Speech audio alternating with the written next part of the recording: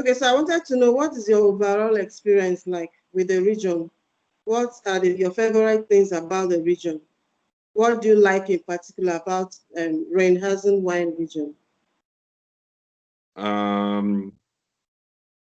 Yeah, so it's like the variety you get out of the region. So it's the biggest region, and so we have like smaller varieties we grow here.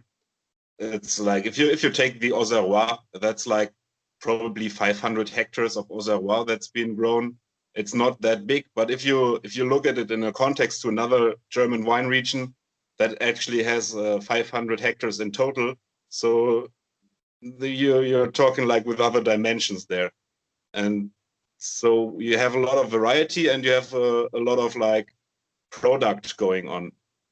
So most of the wines that are grown here are like being then processed and then being shipped to all around the world or being made to like a uniform product. But then there's also the other side of the thing. There are a lot of like young winemakers emerging from already established wine makers, and they are like studying in Geisenheim, trying out new things, connecting with winemakers all around the world, and are really trying to make good wine and bringing the experiences from the world to Rheinhessen and vice versa. So it's like a big exchange of culture, of wine culture in general, and that's what I love of all the fluidity in like growth and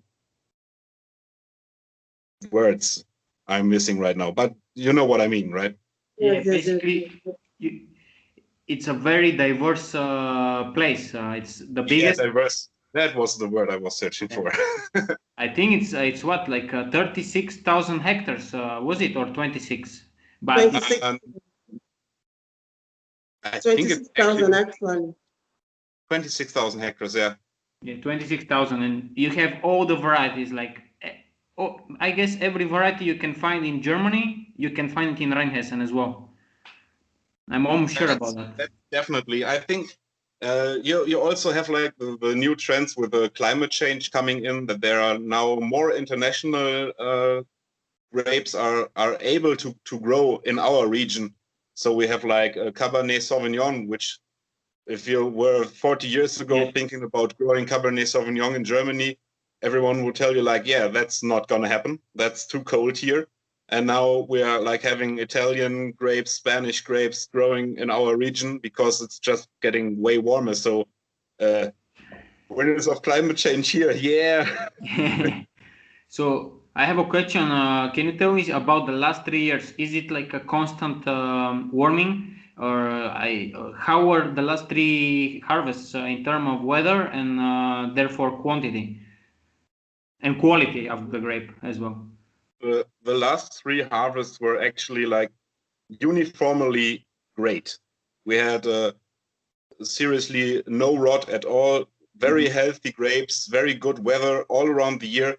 We are like getting more problems with sunburn on grapes. We're getting problems with the older grape varieties that were like grown here 100 years ago, which are now so early in ripeness that they are nearly rotten before you can harvest them. So they are more used for grape juice now than for anything else. That's one thing. And if I can share a little perspective from my parents or grandparents who once had a winery in the region here before they changed business. So they were telling if harvest started, it started usually very late mid-September to late September throughout October. Now we're starting mid-August. So that's what's changed over the last 50 years at least. And if you were in the fields picking grapes, you were miserably cold at the times. So it was not often to have good weather. And now we are picking grapes at 35 degrees summer weather, and everyone's sweating and hoping to have a tractor with a AC control. Yeah, times are changing, huh? Weather is